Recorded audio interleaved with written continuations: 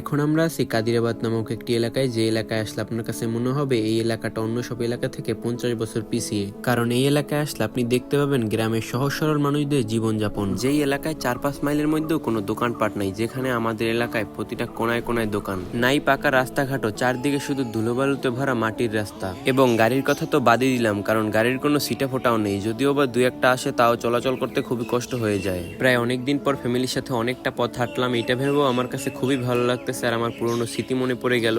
আমি যখন অনেকটা ছোট ছিলাম তখন আমি আমার স্কুল ছুটি দেওয়ার পর আমার নানু বাড়িতে বেড়াতে আসতাম। তখন আমার নানু আমাকে নিয়ে তার ভাইয়ের বাসায় বেড়াতে যেত। ঠিক এই পথ ধরেই আমি আর নানু অনেক যাতায়াত করেছি, খুব মনে পড়ে সেই দিনগুলো। আর আজকে আমরা সহপরিবারে গিয়েছিলাম সেই নানাকেই চিরবিদায় দিতে। পৃথিবীতে কেউই চিরস্থায়ী নয়, সবাইকেই চলে যেতে হবে, হয়তো আজকে নয়তো কালকে। আমরা শুধু পারি তাদের জন্য দোয়া করতে এবং তাদের সাথে কাটানো স্মৃতিগুলো নিয়ে বাঁচতে। আপনারা আমার নানার জন্য দোয়া করবেন যাতে সে পরপারে ভালো থাকে। এখন আমরা নদীর পাড়ে দাঁড়াবো, এই যে নদীর পাড়ে খেওয়া দিয়ে পার হব, তারপর আমরা চলে যাব একদম ওই পারে। ওই পারে হচ্ছে ইটের ভাটা, দুই সাইডে দুইটা, এই পাশে একটা এই পাশে একটা।